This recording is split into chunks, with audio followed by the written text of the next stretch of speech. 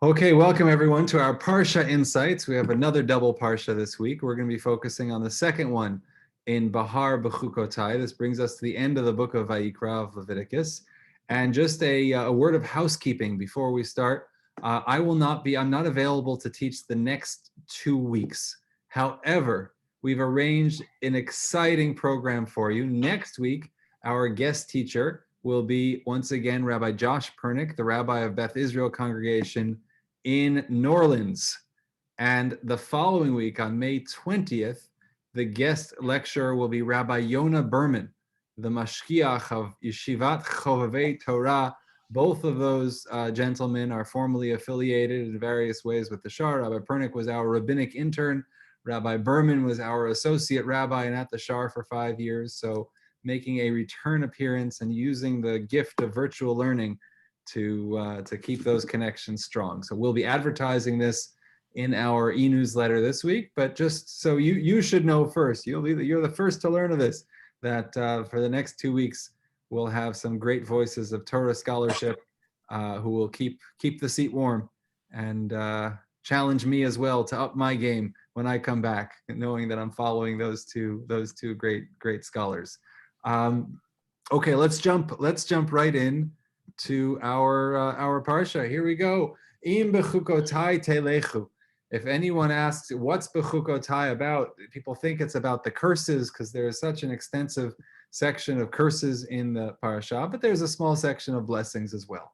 And this appears a few times in the Torah. It's called the theodicy, that the good will be rewarded, good actions will be rewarded with blessings. Averot, sins will be rewarded with punishment. And so here's the section of blessing. Im bechukotai telechu. If you follow my laws and faithfully observe my commandments, I will grant your rains in their season, right? So the agricultural blessing is going to happen, so that the earth shall yield its produce and the trees of their field their fruit. Everything's going to happen as it should, right? That's part of the blessing, is that things are going to grow. We think things have to grow. They should grow, but the fact that they grow is a blessing. The Torah says, verse 5, your threshing shall overtake the vintage, your vintage shall overtake the sow. Everything's going to happen in the right order. The agricultural norms are going to fall where they fall, and it's all going to be good. You shall eat your fill of bread and dwell securely in your land. Right? What a great blessing. I will grant peace in your land. Venatati shalom ba'aretz. And you shall lie down untroubled by anyone. I will give the land respite from vicious beasts, and no sword shall cross your land. We're going to be focusing, by the way, on the very last verse of this section. We're up to verse 7. We're going to verse 13. Stay with us. Verse 7, you shall give chase to your enemies, and they shall fall before you by the sword. I mean, you're going to be victorious. Not only are you going to be peaceful, you're going to be victorious. And as the sages teach, the concept of shalom is taught before the concept of victory, because in the order of priorities, peace is always preferable to victory, to military victory. 5 of you shall give chase to 100. You're going to be a small army, but you're going to defeat those much greater than you. 100 of you shall give chase to 10,000. Your enemies shall fall before you by the sword. Verse 9, I will look with favor upon you and make you fertile and multiply you. Maintain my covenant with you. You shall eat old grain long stored. You shall have to clear out the old to make room for the new. This is amazing.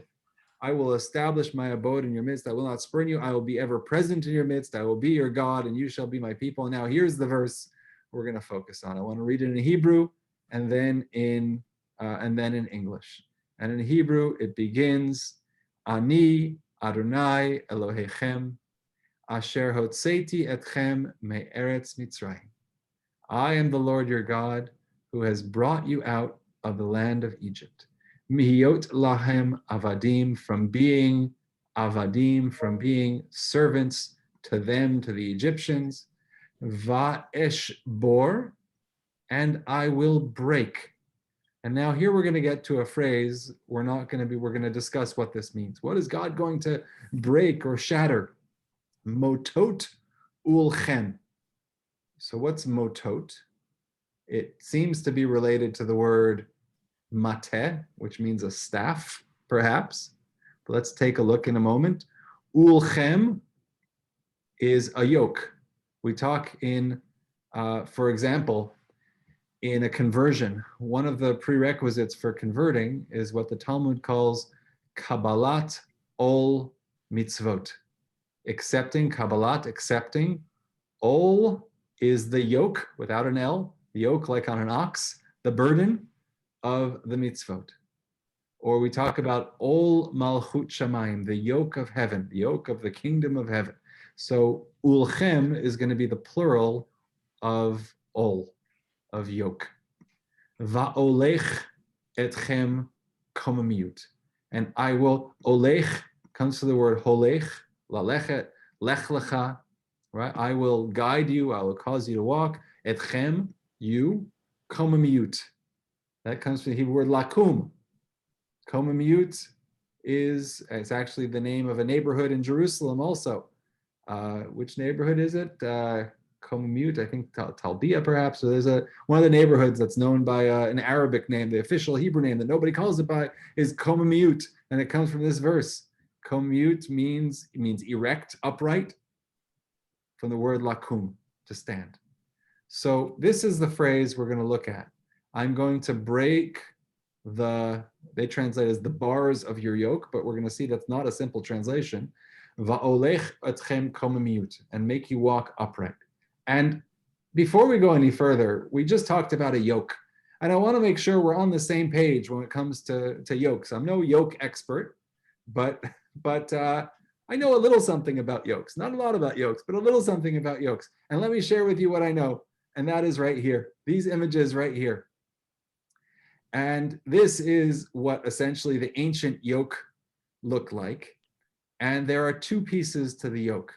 There was, I don't know the technical terms, I know the Hebrew terms. There is this thing that goes around the neck. If anyone is a greater yoke expert than I, speak now, please. But there is this part that goes around the neck, and there is the bar on top which bears the weight. Up here, which bears the weight of whatever they were putting on top. They would load things on the yoke. In addition to being a guiding force, it would be a loading area as well. There were also up here, there were things that they used to fasten the yoke in place so that the bars didn't just fall down, because after all, gravity's at force there also. So there are these little brackets right up here, which we're going to talk about all of these. You're going to know more about yokes after this session than you ever knew before. I hope. And okay, fantastic. And this little circle down here, this little hook down here, that's where you hang your purse from. Or I don't know. Anyway, that's all part of the yoke. All part of the yoke. Okay, so what are we talking about when it talked about I will break motot ulchem? I will break again, I don't know what this means, motot. I will break motot ulchem. So if you want to break a yoke, what do you have to do?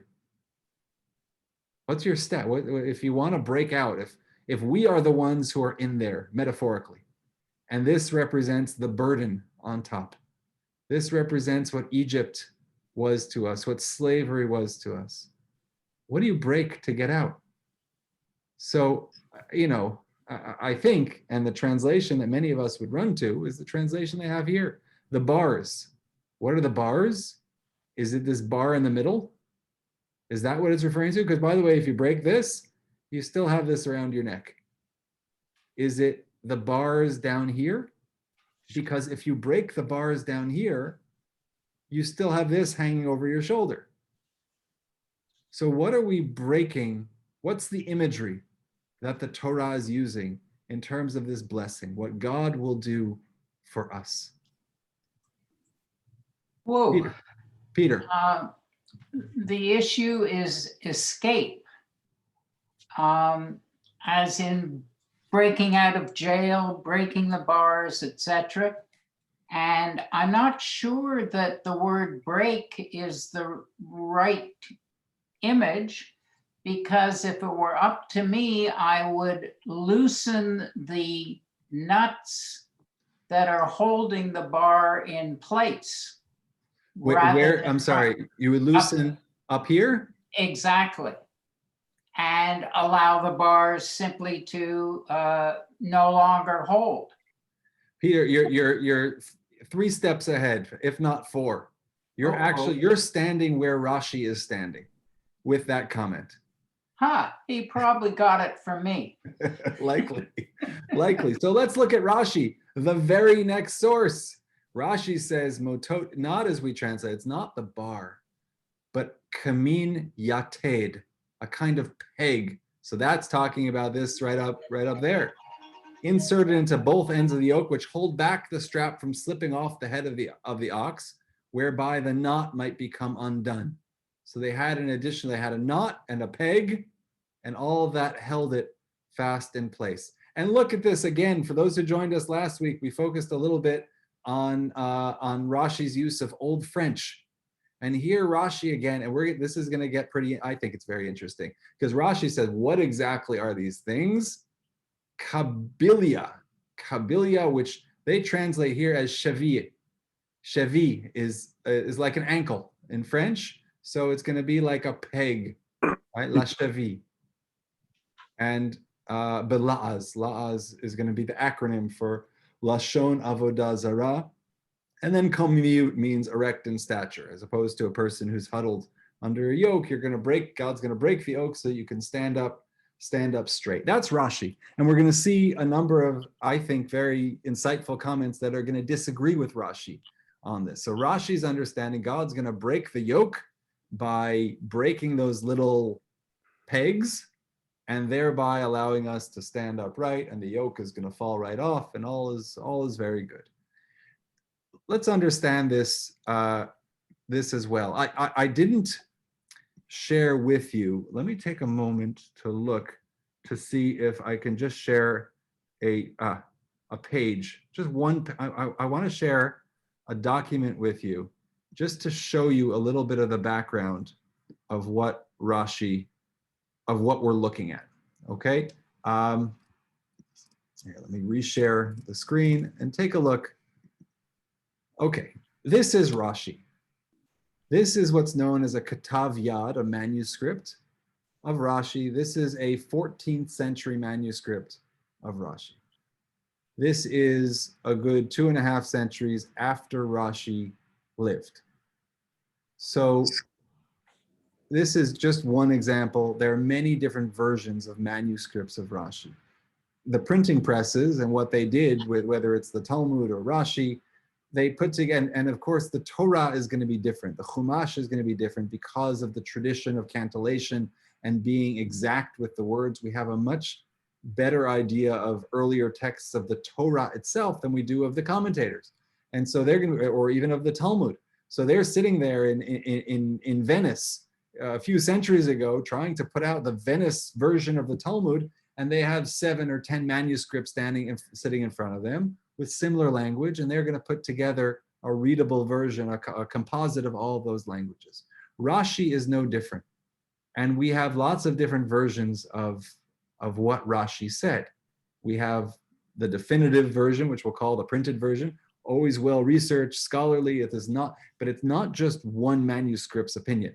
It's basically they would take it, and if 5 out of 7 manuscripts agreed on a certain language, then they would use that particular language. I'm just showing this to show you how difficult the Rashi in the original manuscript. Of course, we don't have original archaeology from the 11th century or manuscripts from the 11th century where Rashi lived. The homes are not available for us to see. The papers are not available for us to read. Over 1,000 years ago, that's when Rashi was writing. So let's go back to what Rashi said. And Rashi said that kabilia, which again, we're guessing, somebody's guessing means an ankle or a peg, cheville, okay? But let's go back to our friend who we were introduced to last week, Moshe Katan, Paul Moise Klein, a great scholar in Old French, who every time Rashi says something in French, he'll tell you exactly what it means. And what he said here, there are a few different traditions for what that word was that Rashi said in French. Is it conjongle? I don't know what this word is. I looked it up, and there are many academic articles about the appearance of this word in Old French. But is that the word? In which case, the Hebrew translation would be chibur, a connection, or a cable. Kevel, a cable. Is that what Rashi is talking about? Which would mean that Rashi is not referring to the pegs, but to probably the plank or the board or the thing that connected everything together that lay across the top. Or is Rashi talking about Yodis? I don't know how to say it, but in Old French, Yudish or Yodis. Jod, I don't know what that is. Chagurot, belts, chavalim, ropes.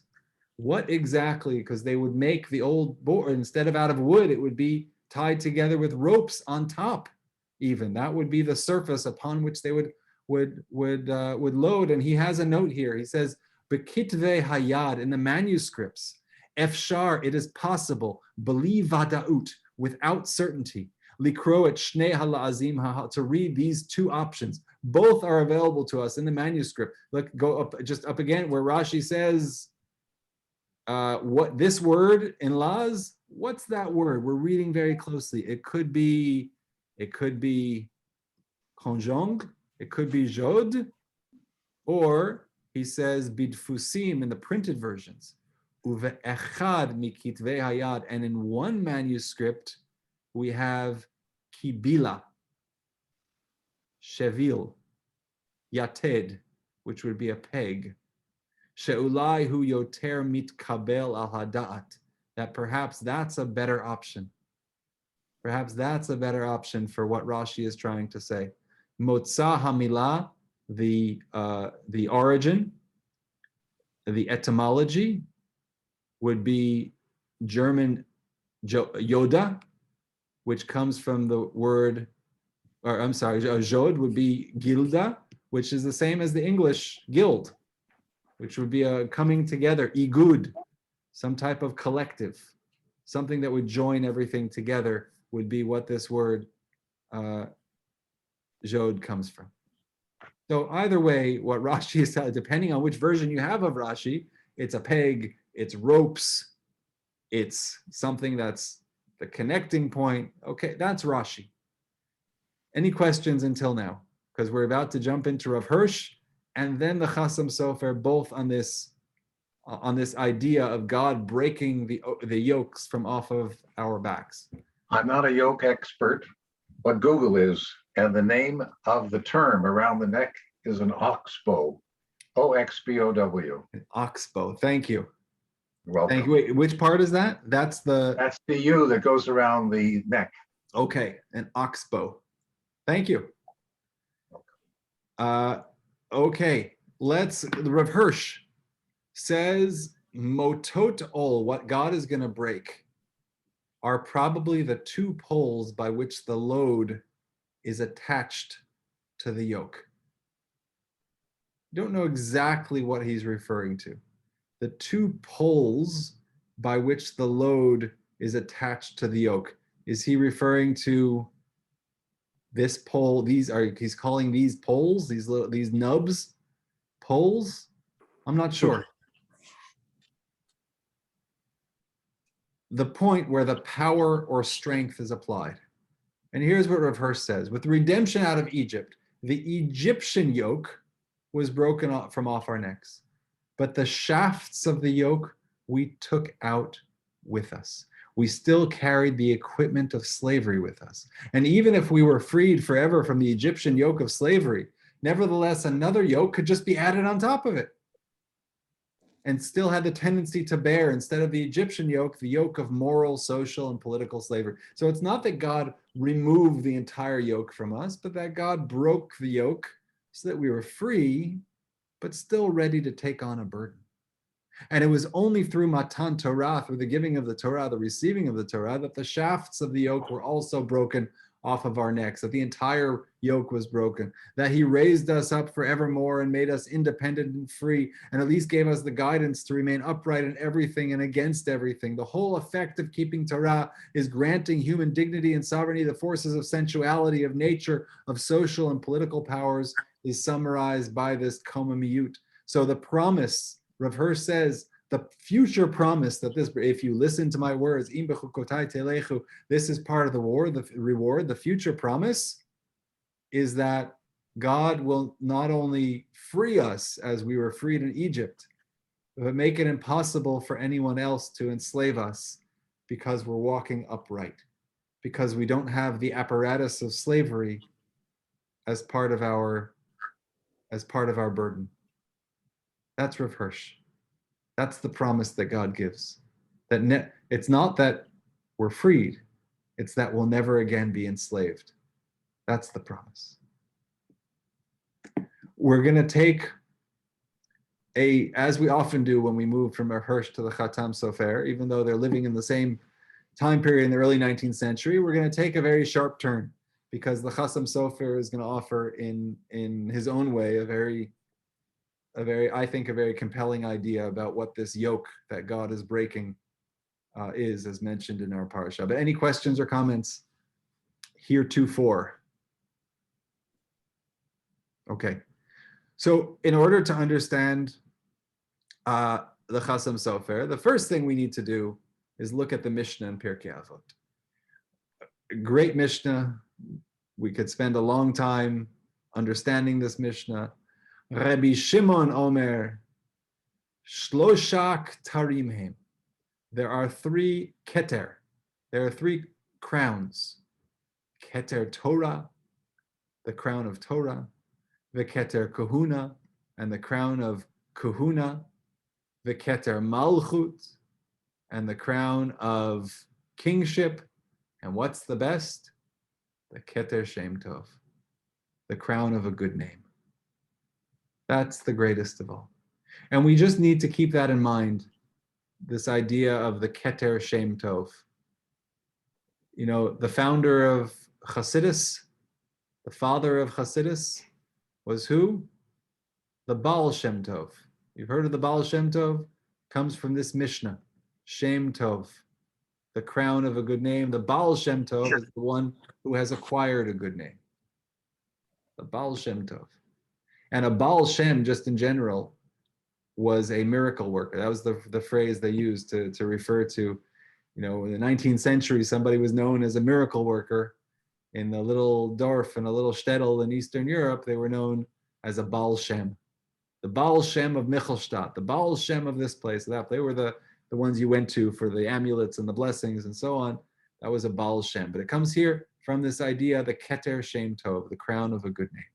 So let's look at the Chasam Sofer. Let's dive into these 3 paragraphs of the Chasam Sofer. And he says, quotes the verse, Vashpor, I will break. And we're going to look at this word because he's going to see something in this word that nobody else would ever see, that nobody else thought to see. This idea of motot ulchem, let's call it the X factor of your yoke. I will break something of your yoke. Va'olechot etchem komut, and I will cause you to walk upright. And he says, Lamala Amar Mitzrayim, above we learned that God brought us out of Egypt from being slaves. Hainu, meaning parakti me'alechem, I have dismantled from you ol malchut, the yoke of the kingdom of Egypt. I have already up above, when God says, I have taken you out of Egypt, what God means is you no longer have the yoke, the burden of Egypt on you. So what's this yoke that God's breaking? We already don't have a yoke. And opposite this, as opposed to that, tikablu, you'll accept ol Torah, the burden, the yoke of Torah, umalchut shamayim, and the kingdom of heaven. You're going to receive different. You're going to get rid of that burden off your shoulders, and you're going to accept upon yourself Torah and the kingdom of heaven, as opposed to the kingdom of Egypt or any other foreign rule. V'hainu liot lachem lelokim, and that's what God means. I took you out of Egypt to be a God for you. I've taken off that burden and I have replaced it with this burden. You now have a new yoke. Amnam. But the promise here, and this is where he gets radical, the promise here Me'ol malchut shamayim eshbor motot ulchem. I will also free you from the burden, from the yoke of the heavenly kingdom. God took off the yoke of Egypt and added the yoke of heaven. God will now break the yoke of heaven for us in the promise. It's a pretty radical statement. And let's find out what exactly that means. He says, because all malchut shamayim, the yoke of the kingdom of heaven, what does that mean? That's Torah. That's the burden of Torah, of learning Torah, of living with Torah, of avodah, of the service of God, which in the times of the temple meant sacrifices and now means prayer. Ugemilut chasadim, that's an acronym for acts of kindness. Gemilut chasadim, acts of kindness.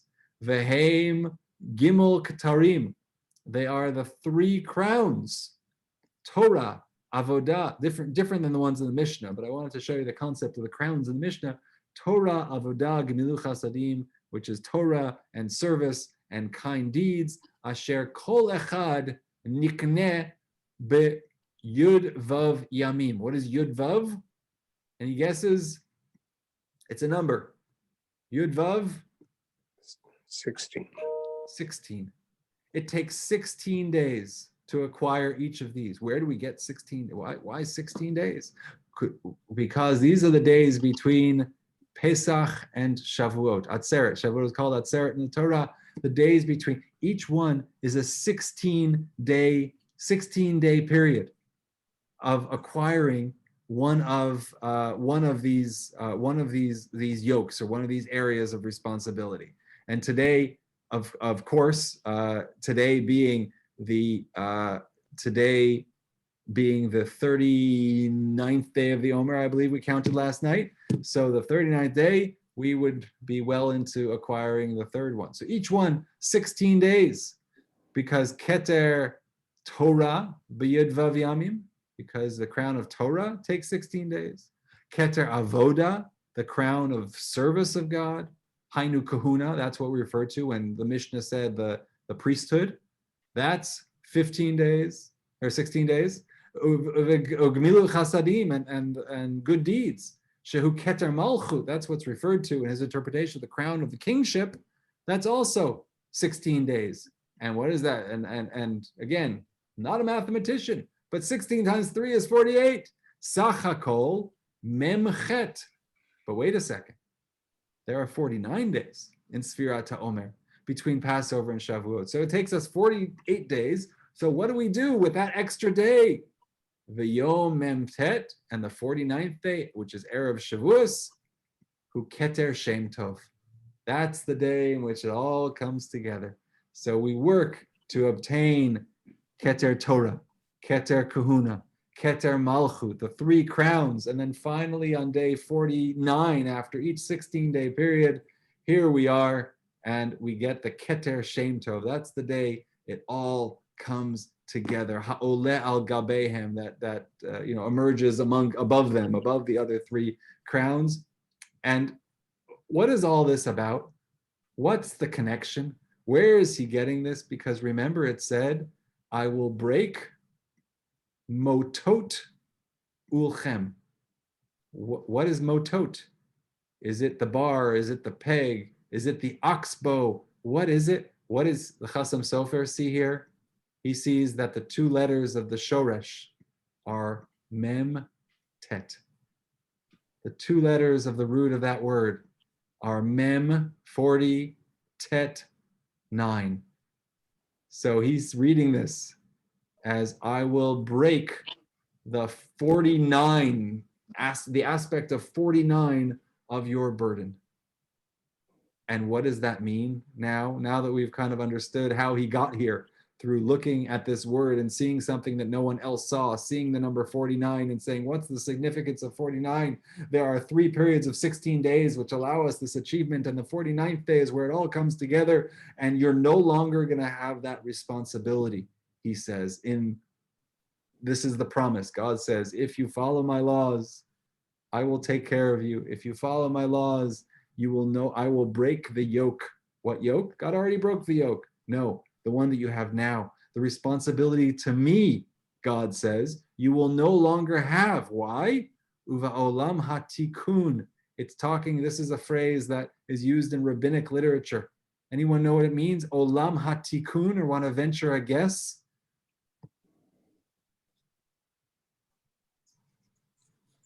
Olam hatikun. Days to come.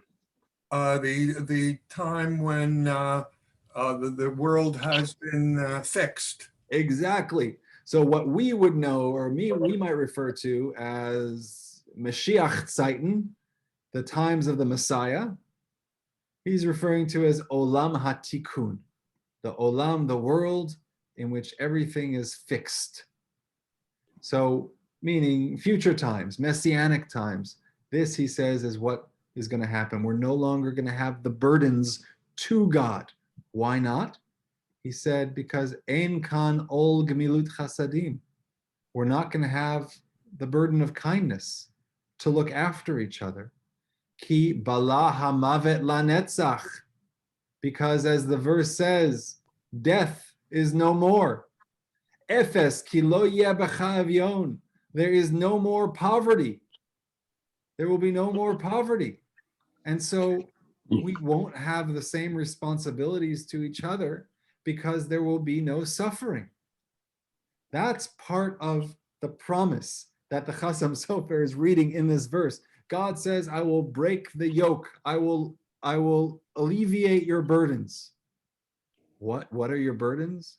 Your burdens to each other of Gemilut Chasadim, because you won't need it. You'll focus on other things in life, but you're not going to have to worry about the homeless because there will be no homeless. You're not going to have to worry about comforting people in their time of loss because there will be no loss.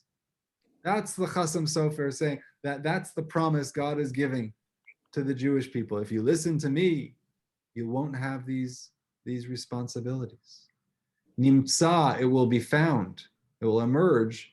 Nishbar memtet ol haTorah, that the 49 burdens of the Torah are going to be broken. And va'olech atchem komimut, when God says, I will allow you to stand upright, it's all talking about bracha, that God, rak bitul gemilut chasadim l'tova, that the idea of canceling our need to look after each other in that fundamental way will be a blessing, says the Chasam Sofer. So all of this whole essay of the Chasam Sofer emerging from this Hebrew word in our verse, which we translated motot, which we translated here as the bars of your yoke, or the pegs of your yoke, or oxbow of your yoke. And the Chasam Sofer looked at it and said, no, the 49, that mystical concept of 49, which is where it all comes together, the 7 times 7. This is where everything comes together and we get the idea of Shem Tov. Any questions? Philip. Rabbi, thank you very much. But it seems to me that if we don't have any responsibility for others, our life becomes empty. I was hoping you were going to say that, or someone was going to say that, because I have the same feeling of discomfort as you just shared. But on the flip side,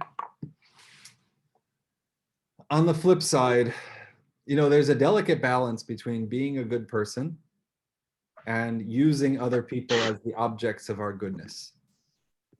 And what he's saying is that there's going to be no need. It's not that we won't enjoy interpersonal connections. It's that you're going to go out, you're going to wake up in the morning and you're going to say, I want to help someone. And you're going to look far and wide and you're not going to find anyone to help, because everyone will have the food they need, because no one's sitting Shiva, because everyone has gainful employment or whatever it might be. Everyone is looked after. I don't know what to do with this. I don't know where to take this, because yes, doing for others is a core piece of our identity and who we are and who we aspire to be. But what happens if there is no one to help? Then what?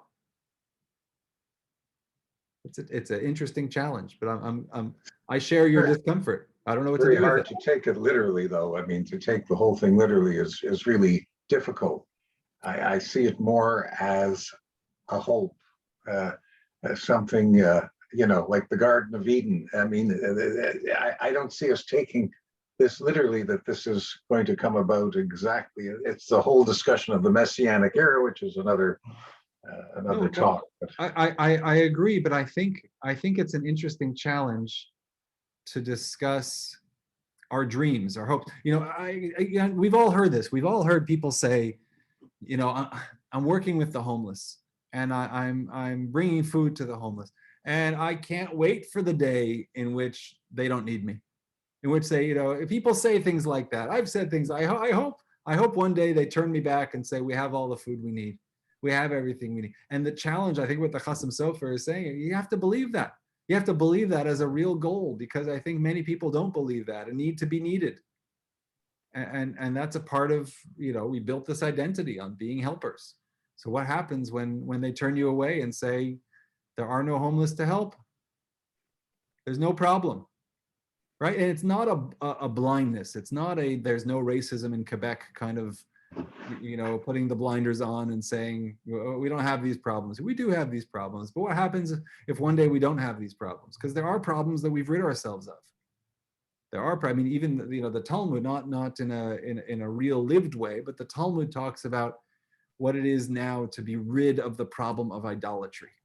The Torah is filled with warnings against idolatry. And what happens when you're reading that Torah, and truthfully, I don't know about anyone else here in this class, but myself, of all the temptations in life, idolatry ain't one of them. and what happens when the Torah, the second commandment, there shall not be any other gods. You say, okay, I got that, no problem. No other God, not for me. that's an easy one. So that's an easy one. But what happens when these problems disappear? What happens when there is no poverty? What happens when, and if it's a real goal of ours, we have to be prepared. We have to believe it's going to come. We have to believe we're going to get us there. And once we're there, we have to be satisfied with the fact that we will no longer have these responsibilities. I think it speaks to our own vision, let alone, there's a messianic component to it, which we'll park on the side for a moment, because that requires an element of belief. But let's talk about our dreams and our goals for the world. And when we accomplish them, let's believe we can accomplish them. And let's believe that one day when we do accomplish them, we'll wake up in the morning and say, there's no one to help today, so I'm going to do something else. And that's okay. That's okay. It's a great challenge. It's a fantastic. Can I say something? Of course. So I know it's a side comment about having no idolatry and that it's an easy mitzvah, but I have seen, and I'll credit Rabbi Dr. Lieb Smokler for this, of talking about idolatry as addiction, and the addiction to alcohol and the addiction to drugs and other things as something that's totally consumed you, and something that is a higher power that you've given yourself over to. Anyway, I know it was a side comment, a throwaway. No, that's a very important comment, and there is a great tradition in our tradition of expanding the concept of idolatry to be other things other than just bowing down to idols. And yes, that still is a very, very relevant concept. I didn't mean to be dismissive of that, but just to say that, as the Talmud says, there's no yetzer hara, there's no evil inclination for idolatry anymore in the classic way that it was. But yeah, we do have certainly many other idolatries in our life. It's interesting on that point that Eric Fromm wrote a whole book on that, exactly Abby's point. Mm-hmm. Ye shall be as gods. And the whole idea of the Sabbath has a day where you can be free from idol worship, all the idols of wealth and all the materialism and everything. Just one day where you can separate yourself from the modern idol worship. That's, as Abby says, not so easy. That's the tougher one. Not just drugs, but all of the misplaced ambitions and possessions and so forth. Absolutely. I had a part 2, and we're not going to have time for part 2. So I'm going to say it in the next 3 minutes, outside because I think it's worth, I don't want to wait for next year to teach part 2, which was Rav Hirsch's comment. We're introduced, the Torah, the entire book of Leviticus ends with the concept of Meiser, Ma'asar, which is, we translate as tithing. And Rav Hirsch has a very beautiful comment where he says that we think of tithing as 1/10. The word Ma'aser is 1/10, but that's not what it means at all. There's a Hebrew word called asiri, which means 1/10. Ma'aser means the 10th. It means the 10th is the end, the conclusion. What was the first? The first was your Bechor, was your firstborn. And so what the Torah does is it gives us an obligation at the beginning with the first fruits or the firstborn, and it gives an obligation at the end. It's not that you have to take 1/10. So if you have 100, you just pull out 10. That's not what it is. It's that the 10th of every set has to be removed, has to be, is kadosh, is holy, because we offer gratitude in the beginning and then we take it for granted. And we, you see in people's businesses, they have the first dollar they ever made, right? Posted on the wall or celebrated. That was the first buck I ever made. And what Rav Hirsch said, the message of Meiser is that the most recent buck is also just as much as a miracle as the first dollar was. And part of Meiser is appreciating God's role in providing for us from beginning to end. Not 1/10, but the 10th, representing the entirety of the process. That's it. That was Rav Hirsch, what we could have spent 20 minutes on, but we spent instead a minute and a half on, but it's in the source sheet, which was sent out. So feel free to read and study it on your own. And until then, we'll see everyone. I'll see you in 3 weeks in this context, but we will be together. The class will be together next week with Rabbi Josh Pernick, the week after with Rabbi Yonah Berman, and then I'll be back for the 27th to study together as we enter the book of Numbers. But thank you for joining us on this journey now, having completed the book of Leviticus, the book of Vayikra, and Chazak, Chazak, V'nit Chazek. We'll be strong together. Yes, Peter. I'd like to just make a quick comment on these sessions. I, as you know, have taught for virtually half a century. I particularly appreciate your attitude towards questions, which are always supportive. And I think that's a very, very good model of pedagogy, and I appreciate it very much. I appreciate you saying that, and it's I love hearing the questions. I really do. It invigorates me also to hear your thoughts. So thank you. I second the comment. Thank you, Jeffrey. I appreciate it. Wishing everyone a Shabbat Shalom. Bon voyage. Merci. Bye-bye. Thank you. Shabbat Shalom, Rabbi.